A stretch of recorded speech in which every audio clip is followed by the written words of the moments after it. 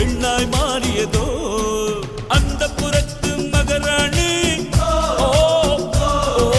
அந்த புறத்து மகராணி